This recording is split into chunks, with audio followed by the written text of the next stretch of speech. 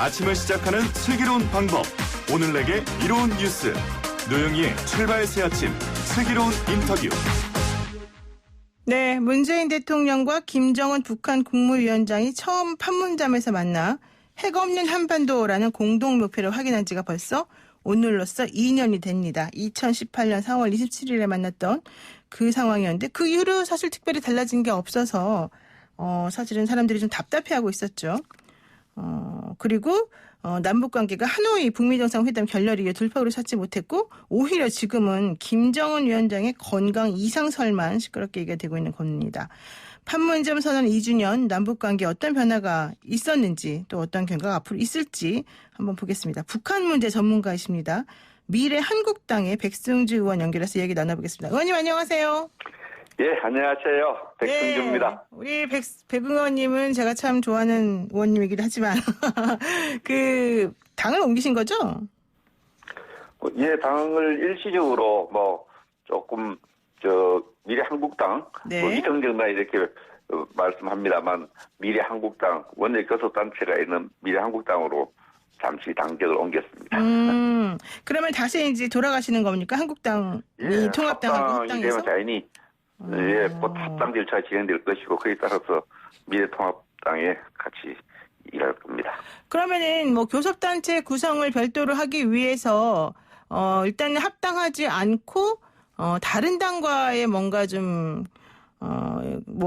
콜라보를 꾀할 거다 이런 얘기도 있던데 그건 아닌가 보네요. 원유철 당대표도 명확히 했고 우리 당의 현직 의원들 또 당선자들 생각 대부분의 생각은 합당을 기정사실로 생각을 하고 있습니다. 그 시기와 여건 이런 부분에 대해서 좀 생각이 다를지 모르지만 네.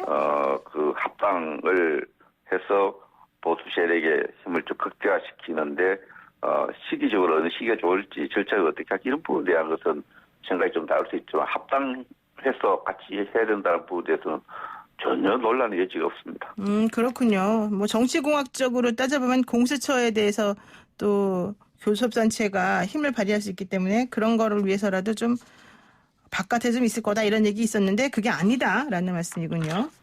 예, 원일 대표도 명확히 했고 그 부분에 대해서는 이제 우리 미래통합당이 이제 비대위 체제든 또 전당대회든 체제가 안정되면은 그 절차를 논의해서 합당하겠다는 것이 우리 당 구성원 대부분의 생각입니다. 네, 알겠습니다.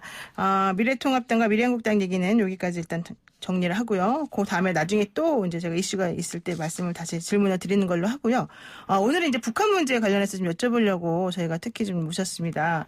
건강 이상설에 휩싸인 김정은 국무위원장이 보름째 모습을 보이지 않으면서 다들 좀 뭔가 이렇게 이례적으로 반응을 안 하는 것도 좀 이상하다. 이런 얘기 나오고요. 북한은 아무런 얘기를 지금 안 하면서 동정보고만 지금 나오고 있습니다. 현실적으로 봤을 때 이런 상황이라고 한다면 김정은 국무위원장의 건강 이상할 수도 있다. 이렇게 보는 게 맞나요?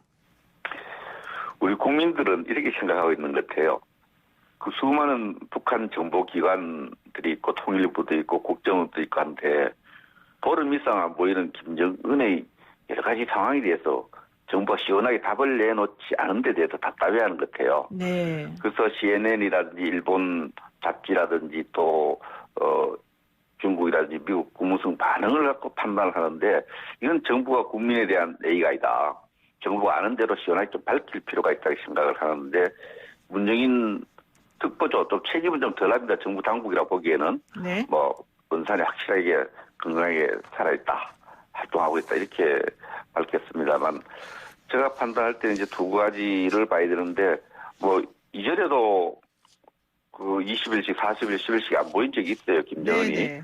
영상정치 구도 속에서 관심 끌기 차원에서 이렇게 오랜 기간 안 보이는 부분이 있는 거 아닌가 이런 북한 전문가들 생각도 있고 실제로 건강에 좀 문제가 있는 거 아니냐 이런 생각을 갖고 있는데 저는 건강에 좀 문제가 있는 것으로 이렇게 판단합니다.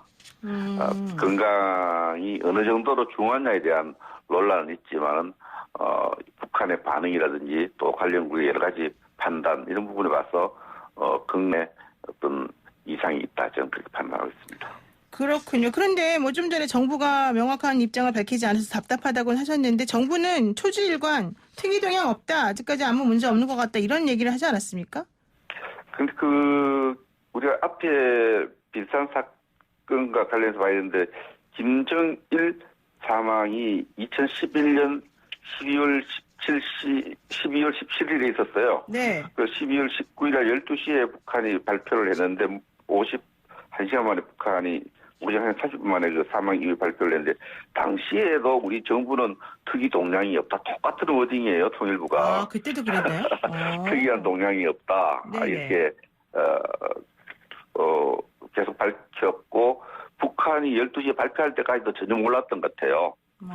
그런 부분인데, 물론 그다지 짧은 이틀 하고 한 4시간 정도, 3시간 반 정도 이렇게 있었던 사건이지만, 우리 통일부가 계속 특이 동향이 없다 이렇게 내놓고 정부 당국 특이 동향이 없다 그러는데, 이 자체가 지금 특이한 겁니다. 김일성 사망일 날 나타나지 않은 부분, 또 북한 창군 기념일에 나타나지는 이런 부분이 특이한 동향이 있는 거죠. 안 나타나니까.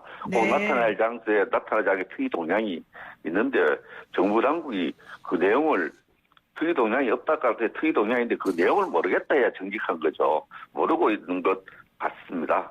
아, 모르고 있는 것 같다. 그러니까 모르는 게 너무 나라로서 좀 잘 못하고 있는 거 아니냐 이런 취지시군요. 이것도 부끄러워할 일도 아니에요. 11일 날 북한 체제 특징이 있고, 또 그게 우리가 인간정보 휴민트가 없는 가운데 잘 모를 수 있죠.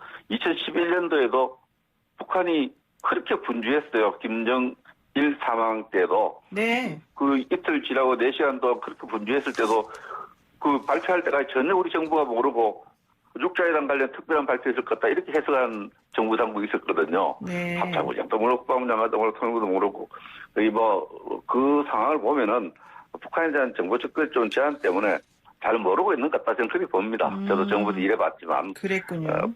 예. 그래서 자신이 없으니까 문정인 특보를 내세워서 네. 이렇게 발표하지 않나 이렇게 봅니다. 그런데 지금 미국의 북한 전문 매체 38뉴스가 위성 사진을 분석해서 김 위원장의 전용 열차로 추정되는 기차가 북한 원산에 대기 중이다 이런 주장을 내놨는데, 그러면 원산에 있을 가능성이 있는 거예요. 그런데 좀 전에 말씀하신 거는 장성민 이사장은 사실 사망했을 수도 있다 뭐 이런 얘기를 해서 조금 안 맞는 거 아닙니까? 기차 위치는 전용 기차죠. 네. 김정은 전용 기차의 위치가 김정은의 위치를 파악하는 데 도움도 되지만, 위치를 파악하지 모르게 하는데도 우리가 활용되고 있을 수 있습니다. 그렇군요. 그 위치가. 네.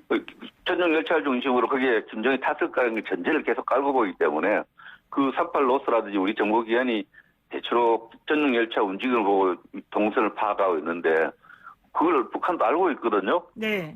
그래서 그런 측면에서는 오히려 원산에 그 열차를 보내놓고 사실은 원산에 없을 수도 있는 거죠.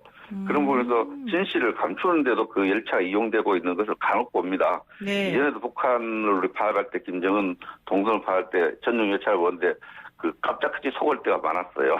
그런 부분에서 전용 열차 위치가 그렇게 전체적으로 파악하는 데 도움은 되지만, 또 북한을 봐서는 그런 위치를 감추는데도 이용되고 있다 이렇게 볼 수 있습니다. 그러니까 페이크를 하고 있다. 예, 이렇게 보시는군요. 네, 장성민 전 청와대 상황실장의 얘기는 저는 사실상 사망을 했다. 중국 당국자의 고위 당국자의 말을 인용해서 구체적으로 얘기를 했는데, 네. 앞서도 말씀드렸지만 김정일 사망 이후에 북한이 북한 주민과 국제 사이에 그 사망을 감추고 거기에 대한 대비책을 세우는데 한 50여 시간 걸렸다고 했지 않습니까? 네.